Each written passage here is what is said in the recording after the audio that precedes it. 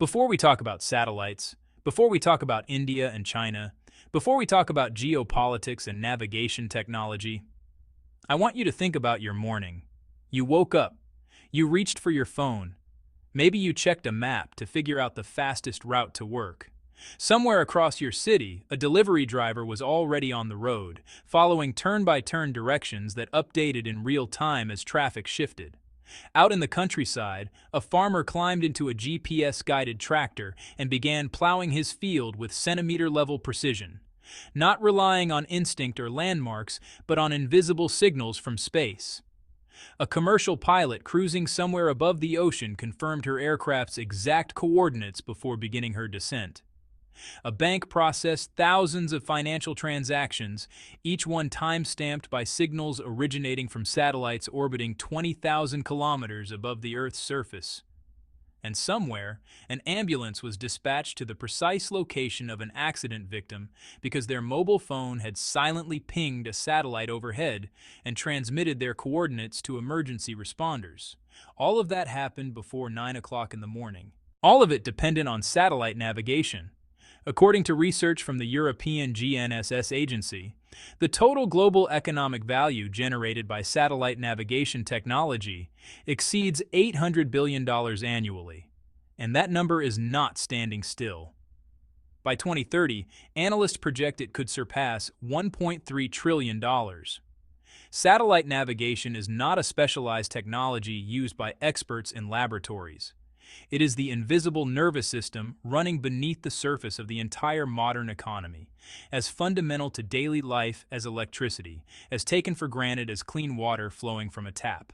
But hidden inside that staggering economic story is an uncomfortable truth that most people have never stopped to consider. For decades, the overwhelming majority of the world has been entirely and unconditionally dependent on a single nation for this critical infrastructure. One country. One system, one set of satellites. That country is the United States of America, and that system is the Global Positioning System, GPS. I'm Nico, and welcome to Frontline Reports. Today we are telling the complete story of Navik, India's homegrown satellite navigation system.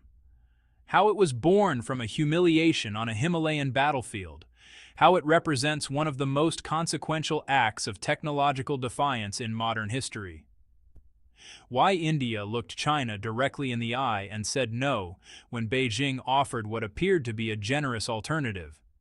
And how a quiet revolution in a government laboratory in Bangalore is now reshaping the global semiconductor industry, transforming the lives of millions of fishermen and farmers, and positioning India as a sovereign power in the invisible infrastructure that runs the 21st century world.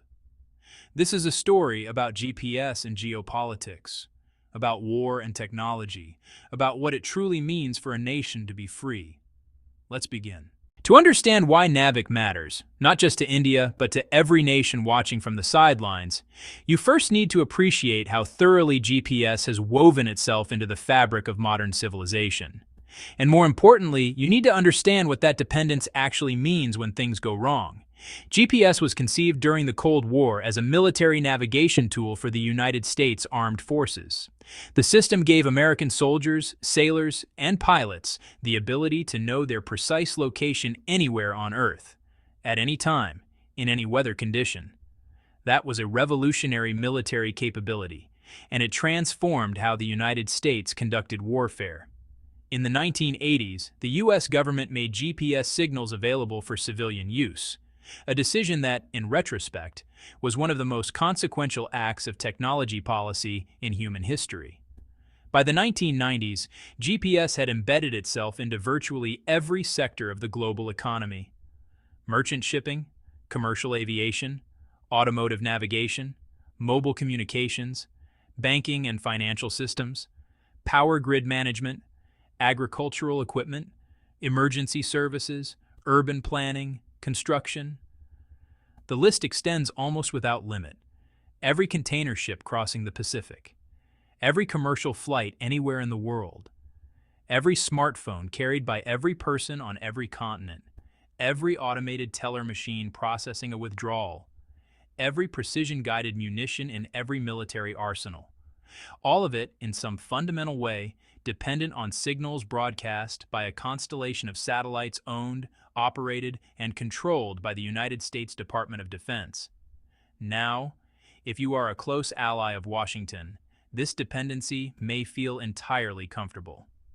If the United States is your strategic partner, if American military protection is something you rely on and reciprocate, then the idea of GPS being part of your national infrastructure feels natural, safe, even reassuring. But what if you are not a close American ally? What if your relationship with Washington is complicated, or adversarial, or simply independent? What if you are a rising power with your own vision of your national future? A vision that does not involve placing the operational foundations of your economy and your military in the hands of a foreign government? Because here is what most people, including most educated, informed, globally aware people, do not know about GPS.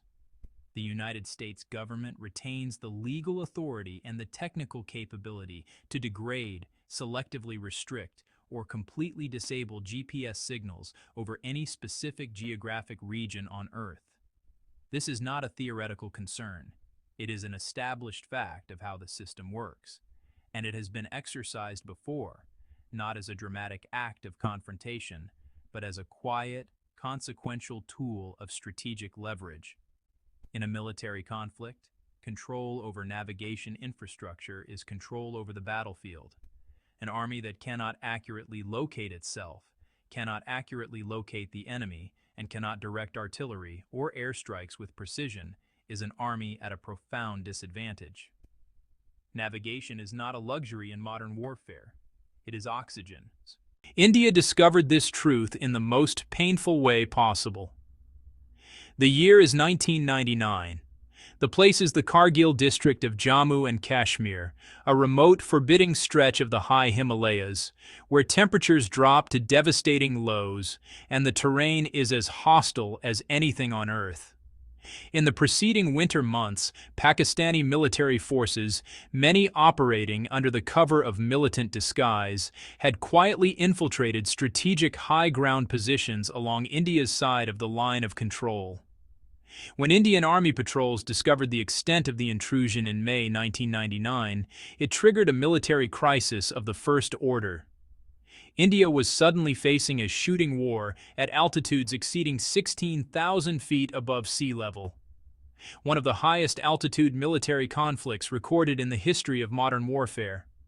The peaks with names like Tiger Hill and Tolaling had become enemy-held fortifications. Indian soldiers were attempting to dislodge well-entrenched forces while operating in conditions that pushed human endurance to its absolute limit. The thin air, the brutal cold, the near-vertical terrain, all of it made this one of the most physically and logistically demanding military operations India had ever attempted. To conduct effective military operations in these conditions, to direct artillery accurately, to coordinate airstrikes, to track the positions of both Indian and Pakistani forces across a complex three-dimensional battle space, the Indian military needed precise, real-time navigation data. They needed GPS, the military-grade, high-precision navigation signals that could tell a gun crew exactly where to aim, that could guide an aircraft to a specific target on a mountain face, that could track the position of every unit in real time across terrain, where landmarks were sparse and communications were unreliable. India turned to the United States. India formally requested access to enhanced GPS data, the high-precision military-grade navigation signals that would meaningfully improve its operational effectiveness in the conflict. Washington said no. The United States declined India's request. American officials offered various explanations: concerns about regional escalation, the complexity of the strategic environment, the need to maintain neutrality in a conflict between two nuclear-armed states. Whatever the specific reasoning communicated through diplomatic channels, the practical reality was stark and undeniable. In a moment of genuine national crisis, soldiers dying on mountain peaks, a war being fought on Indian soil, India could not access a navigation tool it desperately needed because that tool belonged to someone else. The impact of that refusal on the Indian military and political establishment was profound and lasting. Here was India, the world's largest democracy, a civilization of more than 1 billion people, a nation with a functioning space program and genuine scientific sophistication, unable to obtain a basic navigation capability during an active military engagement on its own territory because the technology it needed was controlled by a foreign power that had its own strategic calculations to make. A senior Indian defense official who was part of the establishment during the Kargil conflict later described the experience as an absolute clarity moment, a recognition that India could not afford to enter any future conflict dependent on foreign navigation systems. Not a supplementary system, not a backup arrangement. India needed its own navigation capability, entirely under its own control, answerable to no foreign government, and vulnerable to no foreign decision-maker. The Kargil War ended in Indian victory. Pakistani forces were eventually dislodged from the positions they had occupied. But the lesson India took away from that conflict was not about the outcome of the battle. It was about the vulnerability that the battle had exposed. India would build its own satellite navigation system. That decision became NAVIC. NAVIC stands for Navigation with Indian Constellation. It is India's indigenously designed, developed, and operated satellite-based navigation system, managed by the Indian Space Research Organization, ISRO, the same agency that has placed rovers on the Moon's South Pole and launched missions to Mars on a budget that astonished the global space community. NAVIC is what scientists and engineers classify as a Regional Navigation Satellite System, or RNSS. This is an important distinction worth understanding clearly. Unlike the American GPS, which is a global system providing navigation coverage across every point on Earth's surface, NAVIC is designed to deliver precise, reliable coverage over India and a surrounding region extending approximately 1,500 kilometers beyond India's national borders in every direction. That coverage area is substantial and strategically deliberate. It encompasses the entire Indian subcontinent, every state, every city, every village within India's borders. It extends to cover Sri Lanka, Bangladesh, Pakistan, Afghanistan, Nepal, Bhutan, and Myanmar. It reaches into portions of China and sweeps across vast sections of the Indian Ocean, the Arabian Sea to the west, the Bay of Bengal to the east, and the Andaman Sea further into Southeast Asia. For India's actual strategic and economic requirements, protecting its military operations across its land borders and maritime zones, supporting its fishing fleets and merchant shipping, guiding disaster response across the subcontinent, this coverage area is precisely calibrated. India is not building a global navigation system for the sake of prestige. It is building the right system for its specific needs and building it with exceptional technical sophistication. The technical architecture of NAVIC is where the system becomes genuinely impressive, even to experts who track satellite navigation globally. Most satellite navigation systems, including GPS, operate from what engineers call medium Earth orbit, at altitudes of approximately 20,000 kilometers above the surface. At these altitudes, satellites circle the Earth roughly twice every 24 hours, meaning the constellation of satellites visible from any specific point on the ground is constantly changing as satellites rise and set above the horizon. NAVIC uses a hybrid orbital architecture that combines medium Earth orbit satellites with geostationary Earth orbit satellites positioned at approximately 36,000 kilometers above the equator. Geostationary satellites, by definition, orbit the Earth at exactly the speed the Earth rotates, which means from the perspective of an observer on the ground, they appear to remain perfectly stationary in the sky. They do not rise or set. They are simply always there. This architecture gives NAVIC a capability that GPS cannot match: continuous, uninterrupted coverage of a specific region from satellites that never move relative to the surface below. While a GPS receiver must wait for the right satellite to come into view over the horizon, Navisy's geostationary satellites are permanently overhead, available instantly, regardless of the time of day, regardless of the terrain, regardless of the conditions. The practical result is faster signal acquisition. The time it takes for a navigation receiver to find satellites and calculate a position, and more reliable performance in challenging environments. Urban canyons, where tall buildings block large portions of the sky. Deep mountain valleys. Dense forest canopy. All environments where GPS performance degrades and where Navisy's always-present geostationary satellites provide a meaningful advantage. Navisy's current operational constellation consists of 7 satellites. 3 are in geostationary orbit, permanently stationed above the Indian subcontinent. 4 occupy what engineers call geosynchronous orbit at inclined angles, meaning they trace a figure-8 path in the sky as seen from the ground, but remain within a relatively compact area directly above the Indian region. ISRO is actively working to expand this constellation to 11 satellites, which will substantially improve both coverage accuracy and system redundancy.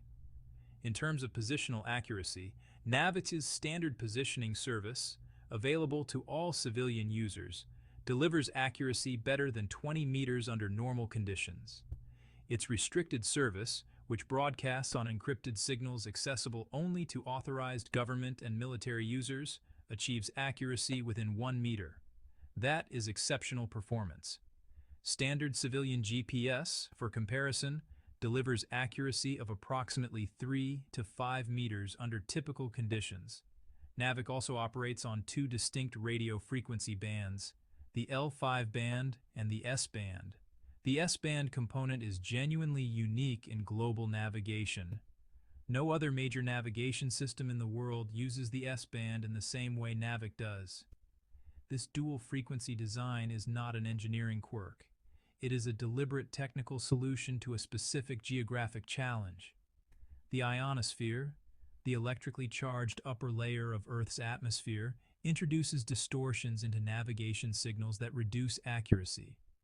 These ionospheric effects are most severe in tropical and equatorial regions, where the charged particles in the upper atmosphere are most dense and most variable. India sits squarely in the tropics, and NAVIC was designed from the beginning with India's geographic reality in mind. The dual-frequency approach allows NAVIC receivers to measure and compensate for ionospheric distortion in real time, delivering accuracy improvements that matter most precisely in the environment where India needs them. NAVIC was built by India, for India, with India's specific conditions as the design brief. That precision of purpose is one of its greatest technical strengths. India is not the only major power that looked at the world's dependence on American GPS and concluded that dependence was a strategic liability it could not accept. China reached the same conclusion and responded on a scale that is, by any measure, extraordinary. China's BeiDou navigation satellite system, named after the Chinese name for the Big Dipper star formation, represents one of the most ambitious and consequential infrastructure projects undertaken anywhere in the world in the 21st century. It is China's comprehensive answer to GPS dominance, and it has grown, over roughly 2 decades, from a modest experimental project into a global navigation network that now genuinely rivals GPS in coverage and, in some technical dimensions, surpasses it. BeiDou's development unfolded in 3 distinct generations. The first generation, known as BDS-1, was launched between 2000 and 2003 using just 3 geostationary satellites. It provided basic navigation coverage over China and adjacent areas, functional enough to demonstrate the concept, but limited in scope and capability. The second generation, BDS-2, was more ambitious, expanding coverage across Asia and the Pacific and achieving civilian operational status by 2012. It was the third generation, BDS-3, that announced China's arrival as a genuine space superpower in the navigation domain.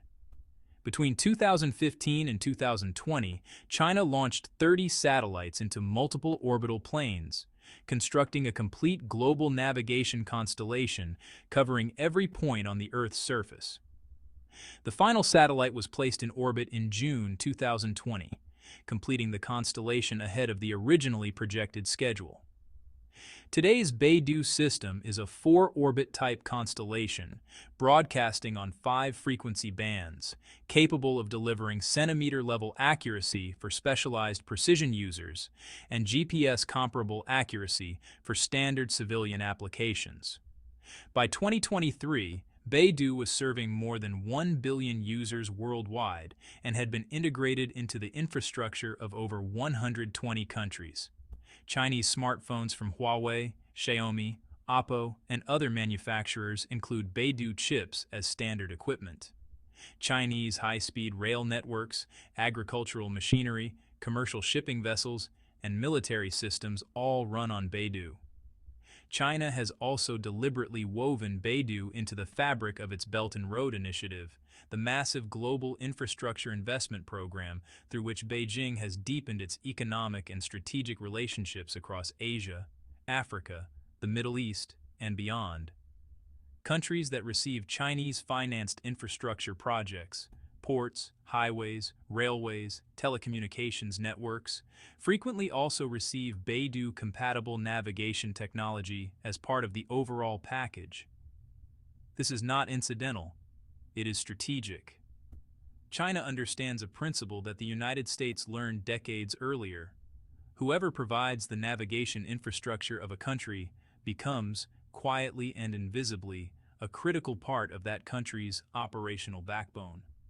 Navigation dependency creates leverage, and leverage in international relations is power. Given this context, it was perhaps inevitable that China would approach India about BeiDou participation, and it was equally inevitable to anyone who understood the depth of India's strategic thinking that India would decline. The question of whether India should integrate into China's BeiDou system has been raised in diplomatic and technology forums between the two countries on multiple occasions.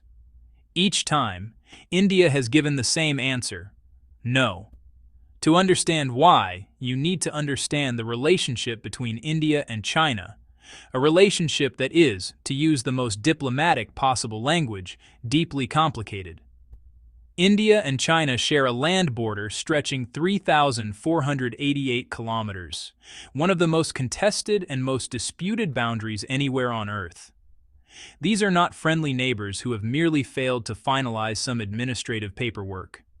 These are two Asian giants with a history of military conflict, ongoing territorial disputes, and a strategic rivalry that shapes decision-making in both capitals every single day.